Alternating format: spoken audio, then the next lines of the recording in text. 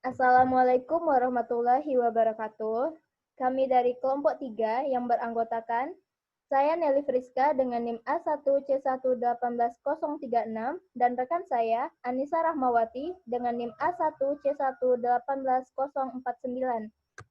Materi kita kali ini yaitu memilih dan menggunakan metode pembelajaran sesuai dengan karakteristik materi yang ada.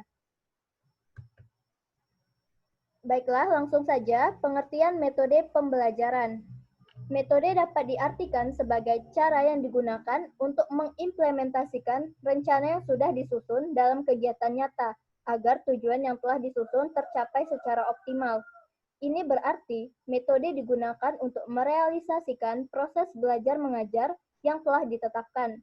Sedangkan menurut Abdurrahman Ginting, metode pembelajaran dapat diartikan sebagai cara atau pola yang khas dalam memanfaatkan berbagai prinsip dasar pendidikan serta berbagai teknik dan sumber daya terkait lainnya agar terjadi proses pembelajaran pada diri pembelajar.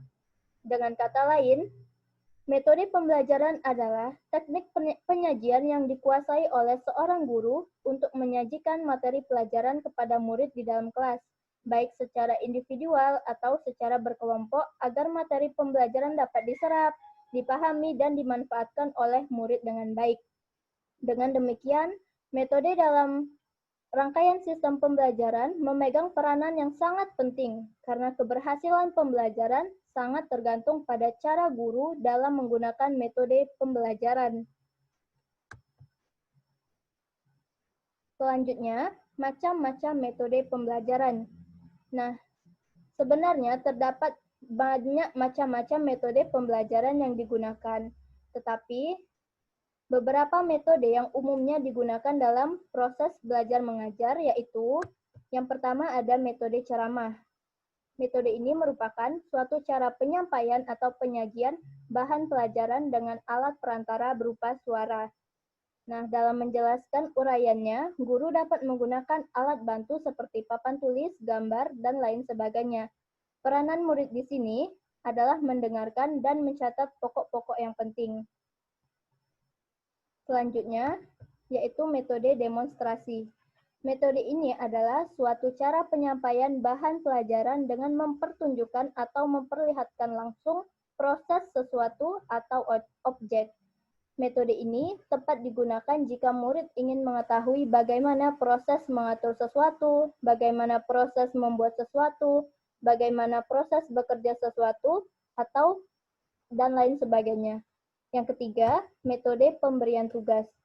Metode ini juga dikenal dengan metode resitasi, yaitu suatu cara pembelajaran yang bercirikan kegiatan perencanaan bersama antara murid dan guru berupa tugas-tugas atau masalah-masalah yang harus dikuasai atau diselesaikan murid dalam jangka waktu tertentu yang disepakati bersama. Metode ini berlangsung melalui 3 tahapan, yaitu guru memberi tugas kepada murid-murid, selanjutnya murid melaksanakan tugas-tugas yang dibebankan kepadanya, dan murid mempertanggungjawabkan kepada guru apa yang dia kerjakan. Selanjutnya, metode tanya-jawab. Metode ini adalah suatu cara penyampaian atau penyajian bahan pelajaran dalam bentuk pertanyaan dari guru yang harus dijawab oleh murid. Metode tanya-jawab ini cukup wajar digunakan untuk tujuan-tujuan yang meninjau pelajaran yang lalu, melihat kemampuan murid lewat pertanyaan yang memacu daya ingatannya, melihat kemampuan murid berpikir dengan pertanyaan-pertanyaan yang memacu daya pikirnya, serta menangkap perhatian murid agar tertuju kepada pelajaran. Selanjutnya ada metode diskusi. Metode ini adalah suatu cara penyampaian bahan mata pelajaran yang bercirikan keterkaitan pada suatu topik atau pokok pelajaran atau masalah yang hendak dipecahkan bersama dalam bentuk suatu pendapat atau keputusan. Dalam metode ini, murid mempelajari sesuatu melalui musyawarah. Selanjutnya, metode karya wisata. Metode karya wisata adalah suatu cara penguasaan bahan pelajaran dengan membawa murid secara langsung kepada objek yang akan dipelajari, yang terdapat di luar kelas atau di lingkungan kehidupan nyata. Metode ini digunakan ketika objek yang akan dipelajari hanya terdapat di tempat tertentu. Selanjutnya, metode proyek. Metode proyek adalah suatu cara pembelajaran yang memberikan kesempatan kepada murid untuk menggunakan unit-unit kehidupan sehari-hari sebagai bahan pelajarannya. Prinsip dari metode ini yaitu membahas suatu unit bahan pelajaran ditinjau dari berbagai mata pelajaran. Dalam metode ini, terdapat beberapa hal yang harus diperhatikan, yaitu apakah murid berminat terhadap masalah tersebut, apakah proyek tersebut bermanfaat, topik tugas tidak boleh sulit atau terlampau ilmiah. Yang terakhir ada metode presentasi. Metode presentasi adalah metode yang menjadikan siswa berusaha memberikan gambaran umum tentang suatu yang mereka bahas atau telah mereka kaji. Metode ini memberikan kesempatan kepada siswa untuk mempresentasikan hasil yang telah dipelajari. Selanjutnya, faktor-faktor kriteria pemilihan dan penggunaan metode pembelajaran. Adapun faktor-faktor yang menjadi dasar untuk memilih metode mengajar yang tepat bagi suatu proses belajar mengajar yaitu sebagai berikut. Pertama, faktor siswa. Siswa sebagai subjek ajar yang sangat penting dalam proses belajar mengajar, karena setiap siswa itu mempunyai keragaman masing-masing. Hal yang harus diperhatikan dalam faktor siswa diantaranya usia, latar belakang, potensi-potensinya, kemampuan, serta motivasi. Hal tersebut perlu dipertimbangkan dalam pemilihan metode mengajar. Selanjutnya, faktor guru. Dalam proses belajar mengajar, guru mempunyai tugas mendorong, membimbing, dan memberi fasilitas belajar bagi siswa untuk mencapai keberhasilan pengajaran. Salah satu faktor untuk mencapai keberhasilan dalam proses belajar mengajar, guru harus dapat menerapkan suatu cara untuk tercapainya tujuan tersebut. Guru dituntut untuk dapat menggunakan berbagai metode, baik secara tunggal maupun bervariasi, dengan berpedoman dengan tujuan yang akan dicapainya. Faktor dana dan fasilitas yang tersedia. Dalam menggunakan metode mengajar tertentu, seringkali masalah dana dan fasilitas merupakan masalah yang menjadi penentu penggunaannya. Tidak jarang, karena dana tidak tersedia, suatu metode yang dianggap baik untuk menyajikan suatu materi tidak dapat digunakan. Maka dari itu, faktor dana dan fasilitas ini perlu diperhatikan dalam pemilihan dan penggunaan metode pembelajaran. Selanjutnya, faktor sifat materi yang akan disampaikan. Isi proses belajar mengajar akan tercermin dalam bahan pelajaran yang dipelajari oleh siswa. Hal ini akan berpengaruh terhadap metode mengajar yang akan dipilih. Dalam pemilihan metode mengajar harus melihat karakteristik dan bahan mata pelajaran tersebut, karena metode pelajaran yang digunakan untuk menyampaikan bahan pelajaran yang satu akan berbeda dengan metode pelajaran yang akan digunakan untuk materi pembelajaran yang lainnya. Yang terakhir ada faktor waktu yang tersedia bagi pelaksanaan proses belajar mengajar. Salah satu hambatan yang sering dialami dalam mengajar adalah faktor waktu, karena seringkali seorang guru tidak dapat mengendalikan waktu, sehingga terjadi bahan pelajaran yang sudah selesai tetapi waktunya masih panjang atau sebaliknya, waktu sudah habis tetapi bahan pelajaran belum tuntas. Hal ini membawa pengaruh terhadap proses belajar mengajar. Oleh karena itu, dalam pemilihan metode belajar mengajar, faktor waktu harus diperhatikan. Selanjutnya, cara memilih metode pembelajaran yang tepat. Ketika seorang guru dalam memilih metode pembelajaran untuk digunakan dalam praktik belajar mengajar, maka harus mempertimbangkan hal-hal sebagai berikut. Yang pertama, tidak ada metode yang paling unggul, karena semua metode mempunyai karakteristik yang berbeda-beda dan memiliki kelemahan serta keunggulannya masing-masing. Yang kedua, setiap metode hanya sesuai untuk pembelajaran sejumlah kompetensi tertentu dan tidak sesuai untuk pembelajaran sejumlah kompetensi lainnya.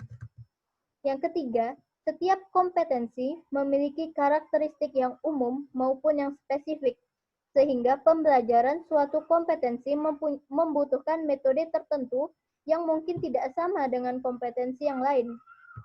Keempat, setiap siswa memiliki sensitivitas berbeda terhadap metode pembelajaran. Yang kelima, setiap siswa memiliki bekal perilaku yang berbeda serta tingkat kecerdasan yang berbeda pula. 6. Setiap materi pembelajaran membutuhkan waktu dan sarana yang berbeda. 7. Tidak semua sekolah memiliki sarana dan fasilitas lainnya yang lengkap. 8. Setiap guru memiliki kemampuan dan sikap yang berbeda dalam menerapkan suatu metode pembelajaran. Dengan alasan tersebut, maka jalan terbaik yaitu menggunakan kombinasi dari metode yang sesuai dengan karakteristik materi yang diajarkan, karakteristik siswa, kompetensi guru dalam metode yang akan digunakan, dan ketersediaan sarana, prasarana, serta waktu yang digunakan. Selanjutnya akan dijelaskan oleh rekan saya, Anissa Rahmawati. Baiklah, saya akan melanjutkan ke hal-hal yang perlu diperhatikan dalam penentuan metode pembelajaran, yaitu sebagai berikut. Yang pertama ialah tujuan yang hendak dicapai. Tujuan yang hendak dicapai dalam proses belajar mengajar harus menjadi perhatian utama bagi seorang guru dalam menentukan metode apa yang dipakai, atau dengan kata lain yaitu harus serasi. Yang kedua yaitu kemampuan guru. Efektif tidaknya suatu metode pembelajaran juga sangat dipengaruhi pada kemampuan guru dalam menggunakannya. Kita ambil contoh, apabila seorang guru yang mahir dalam berbicara atau public speaking, maka dapat menggunakan metode ceramah di samping metode yang lain sebagai pendukung. Kemudian peserta didik. Guru dalam kegiatan belajar mengajar harus memperhatikan anak didiknya, karena mereka mempunyai kemampuan, bakat, minat, kecerdasan, karakter, latar belakang ekonomi yang berbeda-beda. Oleh sebab itu, dengan latar belakang yang berbeda tersebut, guru harus pandai-pandai dalam menentukan metode pembelajaran yang akan digunakan. Kemudian fasilitas yang tersedia. Tersedianya fasilitas seperti alat peraga, media pengajar, dan fasilitas-fasilitas lainnya sangat menentukan terhadap efektif tidaknya suatu metode pembelajaran. Lalu situasi dan kondisi proses belajar mengajar di mana berlangsung. Nah, apabila situasi dan kondisi proses belajar mengajar berada di lingkungan dekat pasar yang ramai, akan berdampak pada metode pembelajaran yang akan digunakan. Sehingga guru bisa menentukan metode pembelajaran yang sesuai di lingkungan tersebut. Kemudian, kekurangan dan kelebihan suatu metode. Dari masing-masing metode yang ada, tentu saja memiliki kelebihan dan kekurangannya masing-masing. Kekurangan suatu metode bisa dilengkapi dengan metode lainnya. Oleh karena itu, guru harus bisa mempertimbangkan metode mana yang akan digunakan. Selanjutnya, waktu yang tersedia. Di samping hal-hal yang tadi, masalah waktu yang tersedia juga harus diperhatikan. Apakah waktunya cukup jika menggunakan metode yang dipakai ataupun tidak. Selanjutnya yaitu prinsip-prinsip penentuan metode dalam proses belajar mengajar. Nah, yang pertama itu ada prinsip motivasi dan tujuan belajar. Nah, motivasi memiliki kekuatan yang sangat dahsyat dalam proses belajar mengajar. Belajar apabila tidak diiringi dengan motivasi seperti badan tanpa jiwa. Demikian juga tujuan. Proses belajar mengajar yang tidak memiliki tujuan yang jelas akan tidak terarah. Kemudian ada prinsip kematangan dan perbedaan individual. Nah, semua perkembangan pada anak memiliki tempo yang berbeda-beda. Karena itu, setiap guru agar memperhatikan waktu dan irama perkembangan anak, motif inteligensi, dan emosi kecepatan menangkap pelajaran, serta pembawaan dan faktor lingkungan. Lalu prinsip penyediaan peluang dan pengalaman praktis. Belajar dengan memperhatikan peluang sebesar-besarnya bagi partisipasi anak didik dan pengalaman langsung akan lebih memiliki makna daripada belajar verbalistik. Kemudian, integrasi pemahaman dan pengalaman. Penyatuan pemahaman dan pengalaman menghendaki suatu proses pembelajaran yang mampu menerapkan pengalaman nyata dalam suatu proses belajar mengajar. Kemudian prinsip fungsional. Belajar merupakan proses pengalaman hidup yang bermanfaat bagi kehidupan berikutnya. Setiap belajar tidak bisa lepas dari nilai manfaat, sekalipun bisa berupa nilai manfaat teoristis atau praktis bagi kehidupan sehari-hari. Prinsip kegembiraan. Belajar merupakan proses yang terus-menerus berlanjut tanpa henti, tentu seiring kebutuhan dan tuntutan yang terus berkembang. Nah, berkaitan juga dengan kepentingan belajar yang terus-menerus, maka metode mengajar jangan sampai memberi kesan memberatkan, sehingga kesadaran anak untuk belajar cepat berakhir. Selanjutnya, implementasi metode pembelajaran dalam pembelajaran kimia pada abad 21. Sejalan dengan era globalisasi, ilmu pengetahuan dan teknologi yang berkembang sangat cepat, makin canggih dengan peran yang makin luas, maka diperlukan guru yang mempunyai karakter. Nah, sekolah sebagai lembaga pendidikan dituntut untuk memiliki keterampilan berpikir kreatif atau creative thinking, berpikir kritis dan pemecah masalah atau critical thinking and problem solving, berkomunikasi atau communication, dan berkolaborasi atau collaboration, atau yang biasa kita sebut dengan 4C. Nah, hal-hal tersebut menuntut peran pendidik untuk mengembangkan keterampilan baik dalam hard skill maupun soft skill pada peserta didik dalam pembelajaran di sekolah agar dapat terjun ke dunia pekerjaan dan siap berkompetensi dengan negara lain. Nah, berikut beberapa model dan metode pembelajaran yang dapat digunakan dalam pembelajaran kimia pada abad 21. Nah, yang pertama itu ada model pembelajaran penemuan. Nah, model pembelajaran penemuan ini merupakan model pembelajaran dengan pendekatan saintifik. Tahapan dalam pembelajaran penemuan adalah yang pertama, stimulasi, identifikasi masalah, pengumpulan data, pengolahan data, verifikasi, dan juga generalisasi. Nah, metode yang dapat digunakan dalam model pembelajaran ini yaitu metode diskusi, metode presentasi, dan metode tanya jawab, serta lain-lain. Contohnya dalam pembelajaran kimia pada materi laju reaksi mengenai faktor-faktor yang mempengaruhi laju reaksi. Jadi sintak-sintaknya yaitu yang pertama, sebelum memulai pembelajaran, guru membagi siswa dalam kelompok diskusi. Pada tahap stimulasi, guru memulai pembelajaran dengan memberikan pertanyaan yang mengarah pada persiapan pemecahan masalah. Misalnya guru dapat bertanya, mengapa garam halus lebih cepat larut dalam air dibandingkan garam kasar? Disinilah guru menggunakan metode tanya jawab. Kemudian pada tahap identifikasi, guru memberikan kesempatan kepada siswa untuk mengidentifikasi sebanyak mungkin masalah yang relevan dengan bahan pelajaran. Kemudian dirumuskan ke dalam bentuk hipotesis. Nah, pada tahap ini guru menggunakan metode diskusi. Kemudian pada tahap pengumpulan data, guru memberi kesempatan kepada siswa untuk mengumpulkan informasi yang dapat membuktikan benar atau tidaknya hipotesis yang telah mereka buat. Nah, pada tahap ini, guru juga menggunakan metode diskusi. Lalu, pada tahap pengolahan data, guru membimbing siswa untuk melakukan pengolahan data melalui observasi dengan memanfaatkan teknologi yang ada. Kemudian, pada tahap verifikasi, guru memberikan kesempatan kepada siswa menemukan suatu konsep, teori, aturan, serta pemahaman melalui permasalahan yang telah diberikan sebelumnya. Kemudian, guru memberikan kesempatan siswa untuk mempresentasikan hasil diskusi dan observasi di depan kelas.